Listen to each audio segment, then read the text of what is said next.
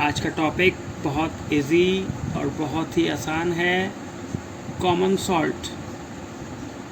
Common salt से शुरू करना चाह रहे हैं हम, क्योंकि कॉमन सॉल्ट हमारी ज़िंदगी में बहुत इम्पोर्टेंट रोल प्ले करता है।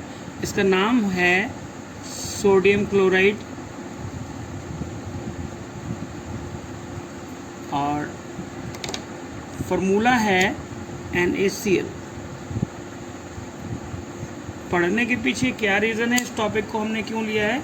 क्योंकि common salt is a raw material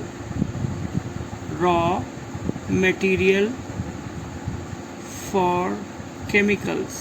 chemical अगर आपको बनाने हैं तो सबसे आसानी से उपलब्ध जो रॉ मटेरियल है उसका नाम कॉमन सॉल्ट है। और कॉमन सॉल्ट को, जैसे कि मैंने आपको बताया, हम NaCl के नाम से जानते हैं।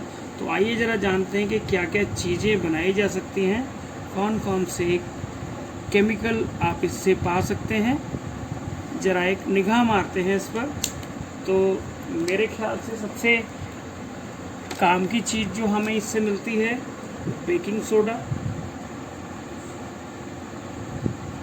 सबसे ज़्यादा यूज़ होता है रसोई में। वॉशिंग सोडा लॉन्ड्री में यूज़ होता है। वॉशिंग के लिए ये एक डे टू डे काम आने वाली चीज़ है।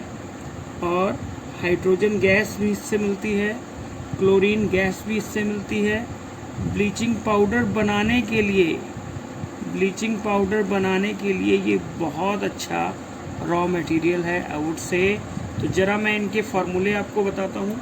NaCl का क्या फार्मूला है, बेकिंग सोडा का क्या फार्मूला है, NaHCO3, जिसके लिए रॉ मटेरियल कौन है, सॉल्ट, नमक। वॉशिंग सोडा के लिए जिसका फार्मूला Na2CO3 डेकाहाइड्रेट है, इसके लिए भी रॉ मटेरियल के रूप में हम कॉमन सॉल्ट को इस्तेमाल करते हैं। ये हाइड्रोजन गैस है। हाइड्रोजन गैस एक बाय प्रोडक्ट है कई सारे ऐसी रिएक्शंस की जिसमें NaCl शामिल है। क्लोरीन गैस, इसको भी आप NaCl से प्राप्त कर सकते हैं। ब्लीचिंग पाउडर का formula CaOCl2 calcium oxy chloride. यानी इतनी सारी चीज़ें आप पा सकते हैं अगर आप रॉ मटेरियल के तौर पर कॉमन सॉल्ट को इस्तेमाल कर रहे हैं। तो आइए ज़रा आज हम अपनी शुरुआत किससे करते हैं, एक और चीज़ से जो मैंने यहाँ नहीं लिखा, उसका नाम है कास्टिक सोडा, NaOH। NaOH जिसे हम कास्टिक सोडा के नाम से जानते हैं, इसको अगर आप बनाना चाहते हैं तो उसे बनाने के लिए हम जो प्रोसेस आज शुरू कर रहे हैं आपके सामने, उसका नाम है क्लोर अल्कली प्रोसेस। जो आज का टॉपिक है, इसके बारे में हम बात कर रहे हैं कि कैसे हम कॉमन सॉल्ट को एक रॉ मटेरियल के तौर पे यूज़ करते हैं और उससे बनाते हैं कास्टिक सोडा। और कास्टिक सोडा के बनाने के इस प्रोसेस का नाम है क्लोर अल्कली प्रोसेस। सोडियम हाइड्रोक्साइड,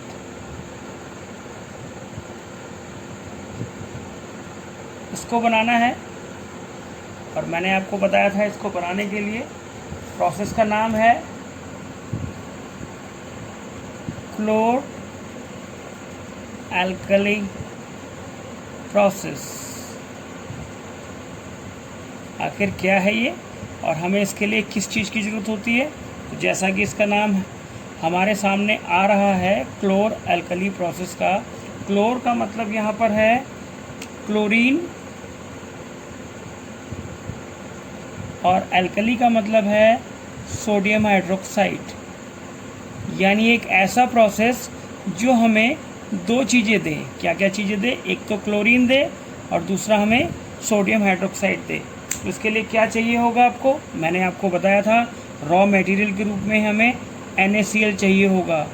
उसमें अगर हम पानी डाल देते हैं तो ये हमारा ब्राइन बन जाता है। इसको ब्राइन कहा जाता है। और इस ब्राइन का हमें क्या करना है, इस ब्राइन में हमें इलेक्ट्रिसिटी पास कर देनी है, और इसको इलेक्ट्रिसिटी पास कर देने को हम कहते हैं इलेक्ट्रोलाइसिस। इलेक्ट्रोलाइसिस में क्या होता है, NaCl और पानी के एक्वस सॉल्यूशन को हम जिसे ब्राइन कह रहे हैं, उसमें से जैसे इलेक्ट्रिसिटी पास होती है तो वहाँ पर NaCl आयंस में टूट जाता है, H2O भी आयंस में टूट जाता है, Na+Cl- और H2O बन जाता है H+OH-, और इस तरीके से हमारे पास जो आते हैं प्रोडक्ट वो होते हैं NaOH, H2 गैस और Cl2 गैस। कैसे, मैं इसको बताता हूँ अभी आपको। पहले हम ये जान लें कि इस रिएक्शन में रिएक्टेंट्स के इलेक्ट्रोलाइज होने पर हमें जो प्रोडक्ट मिल रहे हैं, सबसे पहला जिसका नाम एल्कली सोडियम हाइड्रोक्साइड मिल गया, दूसरा हाइड्रोजन गैस वहाँ मिल गई, और तीसरा क्लोरीन गैस वहाँ मिल गई। यानी ये गैस है और ये भी गैस है और ये सॉल्यूशन है।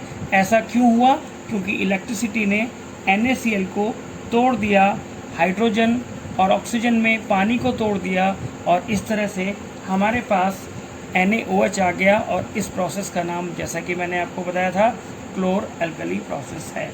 इसकी मैं बैलेंस इक्वेशन दोबारा से लिख देता हूँ, आपको अच्छी तरह से समझ में आ जाएगा। एक्वस सॉल्यूशन इसका लिया, पानी में डिज़ोल्व कर दिया, और फिर यहाँ पर इलेक्ट्रिसिटी पास की, तो हमारे पास NaOH एक्वस फॉर्म में, और हाइड्रोजन गैसेस फॉर्म में, और क्लोरीन भी गैसेस फॉर्म में ऑब्टेन हमने कर लिया। अब मैं इसे एक स्कीमेटिक डायग्राम की हेल्प से आपको बताता हूँ। एक डायग्राम जो आपको सिखाएगा कि कैसे क्लोर एल्कली प्रोसेस में हम दो इलेक्ट्रोड्स लेते हैं और कैसे उन इलेक्ट्रोड्स से इलेक्ट्रिसिटी पास होने पर ब्राइन सॉल्यूशन अपने आप को आयनाइज कर लेता है, इलेक्ट्रिसिटी उन्हें तोड़ देती है। ये एक यहाँ इनलेट है, और इस इनलेट से हम इसमें ब्राइन अंदर डालते हैं, और यहाँ जैसे ही इलेक्ट्रिसिटी पास होती है, उससे पहले मैं आपको मेम्ब्रेन के बारे में बता दूँ।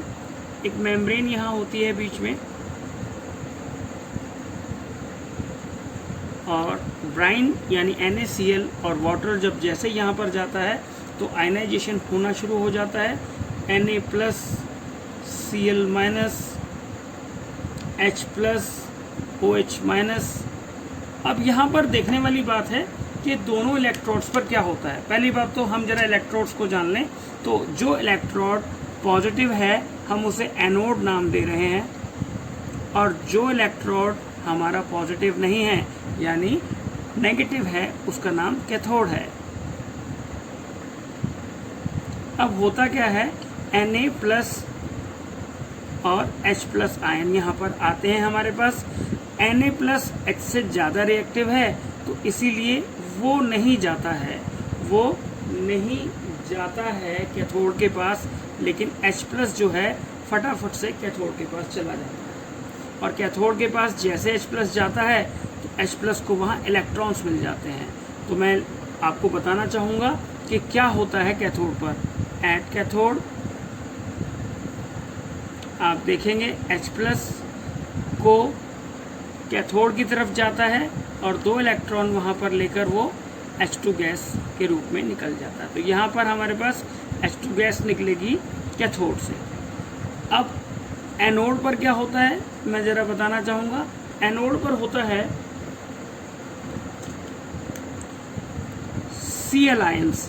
Cl आयंस जो हैं वो एनोड की तरफ जाते हैं, और वो Cl आयंस वहाँ पर अपने इलेक्ट्रॉन छोड़ देते हैं, और Cl2 गैस वहाँ बन जाती है। तो इस आउटलेट से हमारे पास Cl2 गैस आ रही है, इस आउटलेट से हमारे पास H2 गैस आ रही है।